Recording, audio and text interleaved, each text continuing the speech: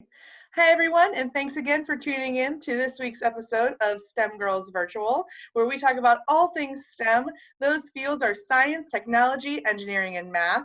And today we have an awesome guest. Her name is Lisa, and she runs Sound Bites Nutrition. And she is going to help us understand how to best stay on top of our nutrition in this sometimes trying time. We might be having a little trouble getting access to food. Maybe you aren't the great of a cook and you're trying to learn new things. And Lisa is here to help with all things nutrition. Hi, Lisa. Thank you so much for joining us today. Sure. Thanks for having me, Becca. All right. So we're just going to go ahead and jump into some questions if that's okay with you. Sure. Lay 'em on me. So the first question that we have is, can you tell us a little bit more about what you do, explain your job to us, and explain your world of nutrition? Okay. So first thing I'd like to start with is the difference between a registered dietitian and a nutritionist. So you'll hear recommendations on the news from a dietitian, or you might hear it from a nutritionist, and they're a little bit different. So my job or my title is registered dietitian. So I have the initials RD after my name, which means I've gone to school. I've passed a registration exam. I did 1,200 hours of training in what's specifically called medical nutrition therapy. So I can counsel people with diseases that are diet related, like diabetes and heart disease and those sorts of things. Somebody that is a nutritionist could be anybody. They may or may not have a degree. They may or may not have training. They might have done some online work, but they're not really credentialed or licensed to practice what we call practice nutrition in their state. So dietitians are often referred to as nutritionists. So I can be called a nutritionist, but a nutritionist cannot be called a dietitian unless they have the appropriate training. So I'll just get, a little FAQ, the difference between the two. So I kind of jokingly say the RD stands for the real deal. We're the real deal when it comes to nutrition. And that's how, if you seek out nutrition help, you want to make sure it's from a dietitian, ideally, because they have the training to, to give you the right information and not just a fad diet or something like that. What was your question? What do I do, I guess? Yeah, like what is like a typical day like? Well, so for me, that's a loaded question because I'm a nutrition consultant. So I have a small consulting company, which means I do really a variety of different things. I would say a good portion of my work, at least prior to being quarantined, was seeing patients in an office. So doctors around the city or nurse practitioners from either Christ Hospital or UC or a gynecologist office or wherever would refer a patient to me for nutrition counseling. So they would bring their labs, they would tell me about what supplements they take, they would tell me whatever their health goals were. So part of my job is counseling patients. Another part of my job is writing. So I love words. I'm a big word nerd. And so I love to, read up on science and then be able to put it into consumer friendly sound bites. And that's sort of where I got the name of my business. Was I wanted to be able to share my nutrition knowledge in a way that was easy for people to understand. So, your doctor tells you that potassium is needed for blood pressure. Well, that's great, but I don't want people to run out and go buy potassium pills. What they need to do is, learn from a dietitian which foods are high in potassium and which ones do they like and which ones are affordable to them and which ones will they actually eat. And so dietitians basically translate science into food. So that's another part of my job. This past year, last year, and also this year, although now of course it's on hold, I was doing cooking demos with the Civic Garden Center, which is really fun. I kept in touch with the gardeners. They would tell me what was available in the garden, and then I would show up with this crazy cart and a camp stove and, a whisk and some ingredients, and then I would make food out of what was in the garden and then teach the people that were learning about it what the nutritional value of it was. And then finally, what I do as a consultant is I have a line of food pun shirts. So I'm wearing one of my more controversial ones, which is Krispy Kreme donuts. because I always joke, donuts are Krispy Kreme. If you don't have the time, don't eat them or whatever. So, and I sell them and give back part of the proceeds to a cooking program that's in Over the Rhine. So I do a little bit of everything. Very cool. And I have seen all of the Food Pun shirts and they are fabulous. So I encourage Thank you. everyone to go check out Lisa's website because they are just a lot of fun. I know Thanks. that there's one on there that I'll be getting from my mom. So Nice. gift coming soon, Mom. Nice. All right. So our next question is, can you please tell us what sparked your interest in this field? Was it something that you always were interested in, that you wanted to work in, or was it something that, an interest that grew over time?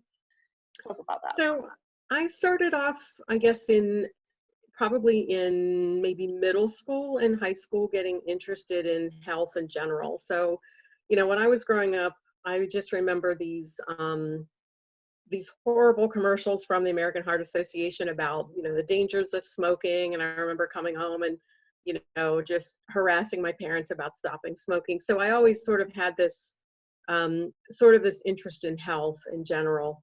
And then my father had diabetes when I was growing up. And so I was always curious about why he had to make modifications in his diet. So I'm Italian, and, food is just omnipresent in our life and in our lives, at least when I was growing up. So my mom was always cooking. My dad was always kind of watching his carbohydrate intake. My mom was dieting a lot.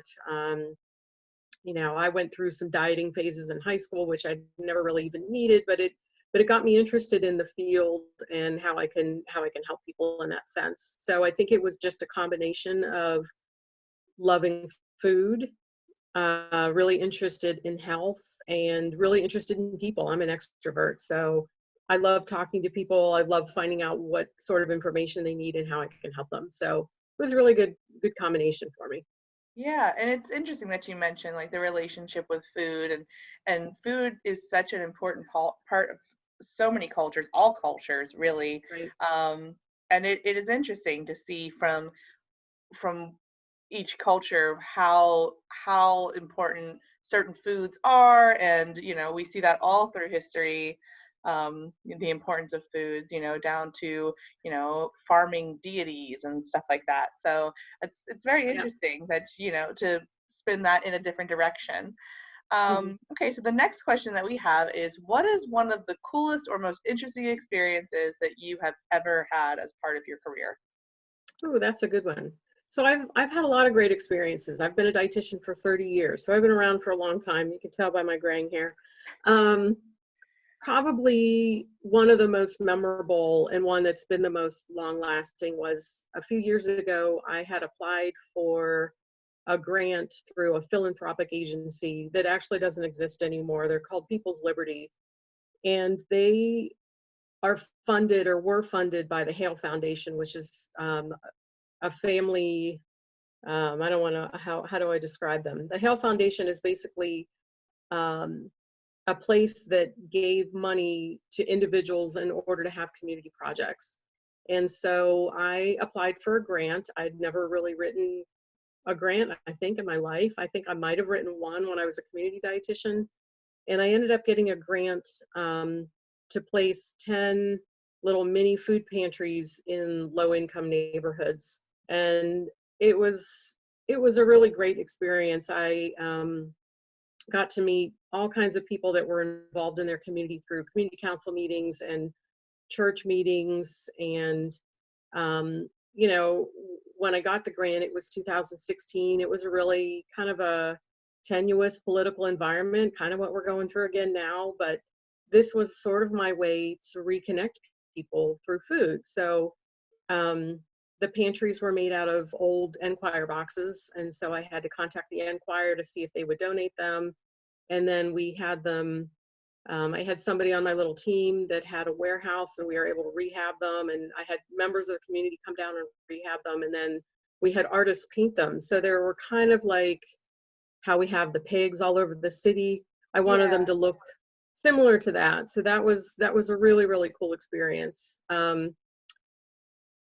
After that happened, so there were 10 or 11 to start with. Other people started becoming interested in it, and then taking it on themselves. And so Turpin High School has one, Sands Montessori School has one. I mean, so it's been really neat to just see this domino effect of people caring for their neighborhoods through food. And Yeah. so the way it works is that people donate non-perishable food, and then anybody in the neighborhood can come up and take it. And so it's a way for people to give back to their neighbors, and for people that don't have resources, especially now, to be able to get something non-perishable, like, you know, a can of beans or a jar of peanut butter or whatever it is. Right. And are these still in use today? Can folks still go donate to these? Hmm. Uh, that is awesome. Is there a Yeah. way that they can find out, like get a map of where they are? Yeah, so probably the best way to find them is on Facebook. It's just facebook.com/People's Pantry Cincy. And you'll see like a little orange house with gray letters, or it's a gray house with orange letters. I can't remember, but there's a little logo on there, and there's all the locations. And then when, you know, when there's stuff that's happened in the news, because we had one of them stolen from Price Hill. That was really sad. We had another one that was taken in College Hill, but then returned. So we've been in the news. Just the project itself has been in the news off and on for a couple years, which Mhm. is kind of good. I mean, you know, they overall it's been a positive experience, but it's also had some, you know, just like any neighborhood thing, had some negative things happen here and there. Right. Well, that's fantastic. And I know that right now everyone is trying to come together as a community. And so anything you can do to help your community is great. And this is a Yeah, wonderful option right now. yeah. Okay, the next question we have is, what is a challenge that you faced on your journey in your career, on your journey to becoming who you are today, having the successful business that you have today? What was a challenge that you faced? We all know that, you know, not in any career path, there's going to be challenges, and in STEM Mhm. careers, that's not an exception. There's always going to be challenges. We want to, Yeah, encourage people to keep overcoming those challenges by hearing what others have gone through. yeah. I mean, I've had a lot of different challenges. I think one that I can think of early on in my career was I worked for the VA Medical Center, which is a lovely place to work. Everybody thinks, oh, it's government, it's terrible. I shouldn't say that, but nothing disparaging, of course. But I had the opportunity to work in intensive care. And so, you know, you hear about, I mean, every day on the news, you hear about ventilators. Well, that was what I worked with. I had to feed people while they're being mechanically ventilated. And you don't feed them by mouth, you have to feed them in their nose through special formulas and everything. And it was a pretty steep learning curve, and it was Mhm. difficult. So it was challenging. So the VA is a teaching hospital, and there was, you know, there's always medical students and medical residents there, and, you know, it's this hotbed for learning. And so, you know, I had to prove myself. You know, it wasn't enough to just say, well, we need to feed this person, you know, this formula, and this is why, because there was always an extra why on that, you know. So Mhm. it was challenging to kind of have to prove yourself or prove your worth, that you knew what you were talking about in order for the doctors to trust you. Um, and so you just do what you have to do. So, you know, it made me become a better researcher. It made me really swallow my pride that I don't know everything. I mean, this is a learning experience for me as well, and that's okay. I think when people are starting off, you know, even in school, I see it in my own kids. If they don't get something right away, they just give up. They go, well, forget it. I don't get it. I'm not good at X, Y, and Z. And it's easy to do that when it's a difficult subject. And so critical care nutrition is not an easy subject. I mean, if you don't know what you're doing, you can certainly harm somebody because you're either feeding them intravenously or you're feeding them through their nose, and, you know, don't have a gag reflex. I mean, there's just all these complexities to it. But, you know, my advice is always just don't give up, and don't stop learning, because there's so many cool things to learn, you know. That's great advice. We always encourage everyone to keep learning. There, you can never learn too much. So Yeah. always keep learning, and that's part of why we're doing what we're doing virtually. We want everyone in our community to keep learning. So thank you for Yeah. helping us do that once again. Sure.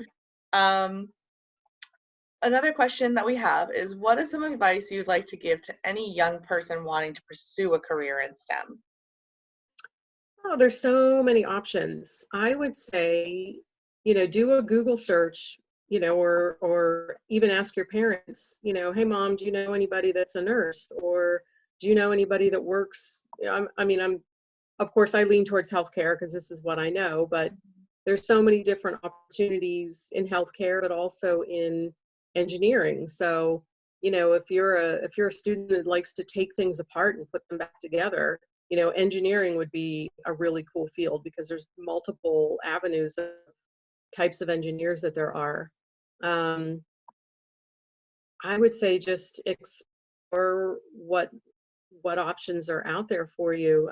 Maybe talk to your guidance counselor at school and say, I'm really interested in math, but I don't really know what kind of job I could ever do with it. I mean, you could be an accountant. We have tax day coming up. Yeah. Well, now it's been extended, but April 15th every year is tax day. So we need those people that are really strong in math for those jobs because they're in demand. So I don't think science is ever going to go away. Obviously, technology is another great field, especially now. I mean, we've all had to just adapt to technology, just like using Zoom meetings and using Google Mhm. platforms and everything. It's just amazing. So there's so many opportunities out there that you shouldn't limit yourself, but find out what you love to do. I mean, find out what really just drives you. What are you excited about? Think about what you get excited about. I mean, um, if you're in a math class, what part of math makes you excited? Or if you're in a science class, what piece of that makes you excited? And then follow that, see what you can do with it. Yeah, that's great advice. Thank you. Sure. So we do have a couple of audience questions if you had some time. Sure. Mhm. Awesome. So the first audience question we have is, are there some particular nutrients we should be making sure that we're getting during this current situation? You know, people aren't leaving their homes for the most part. Some folks might not be getting outside as much. They may not have access to a gym, so maybe they're, not getting as much exercise and stimulation as they normally would. Sure. Um, or they people are learning to cook now too that might not Mhm. have cooked normally. So is there something that you recommend that we really pay attention to when we're trying to think of the nutrients we're getting? Yeah. So probably as far as staying healthy, the ones that I would say are most important right now are iron, especially for girls, especially teenage girls. They're really high risk for iron deficiency because of their monthly cycles. They lose blood every month, and so they lose iron, and iron impacts your immune system. Vitamin C, whether that's you're eating oranges or strawberries or grapefruit or peppers or broccoli or spinach or kale or collard greens, those are all high in vitamin C, and those also help to support your immune system. Um, the other biggie, water. Water is just so important and so forgotten. So, I usually suggest that people drink at least like 16 ounces of water with each meal just to stay hydrated, because if you don't have hydration, that impacts your mucous membranes throughout your whole, like from your mouth all the way through your gastrointestinal tract. And Mhm. so when those mucous membranes are dry, they're more likely to be attacked by bacteria. So that actually helps to serve your immune system or support your immune system if you're hydrated. Um, those are probably the biggest. The other thing that I hear a lot of from people is, they're going to their pantry more often because they're just bored, or you hear these like shortages of flour because everybody's baking, and I think that's Yeah. really cool. If people are trying to just like kind of manage their appetite, or manage their weight because their gym is closed in their home and they're stress eating or whatever it is, some important things to kind of focus on would be getting enough protein, and that can be from peanut butter or beans or cottage cheese or eggs or, you know, meat or dairy products. because protein helps to kind of curb your appetite so you feel fuller longer. So that's important to have some protein with your meals and snacks. And then the other one is fiber.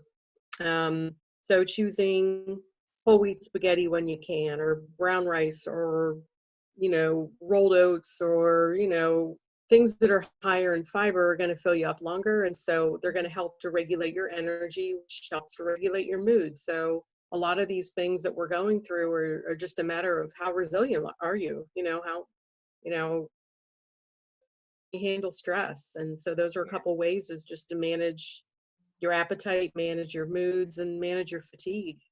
So kind of how I look at it. Thank you. Another Yeah. question we have, it deals with our food and nutrients again. With some folks having less access to fresh foods right now, can you tell us a little bit about like the nutrition coming from like frozen foods or Mhm. canned foods? Sometimes I hear, frozen is the way to go, and then some folks say canned. It depends on the canned item. Not all of them Mhm. are lacking nutrients. So just a little Sure. insight on that.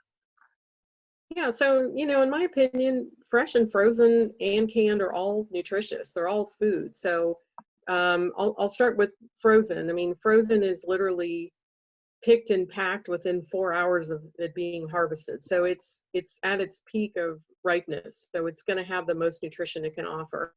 Um, Canned foods are also packed pretty quickly after they're harvested. They might be a little bit lower in fiber. They might have a little bit more sodium in them. But they're still certainly nutritious if you have, some kind of canned fruit like canned peaches or canned pears or something like that, Mhm. and you want to get some vitamin C. Those are totally fine. Um, Fresh is great too, as long as you use it. So, you want to try to get out of this hoarding mentality of, well, I have to have, 6 pounds of whatever, because other people need food too. So we don't want to just Right.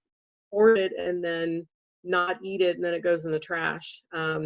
So that's where sort of canned and frozen, especially vegetables and fruit, are going to keep a little bit longer because they're non-perishable. So they're gonna be a little bit more shelf stable, and you can also have a little bit more variety, especially with frozen fruits or vegetables, than you might be able to have, with fresh. Not that I'm saying don't eat fresh, but if you don't have that option, you know, canned or frozen are fine.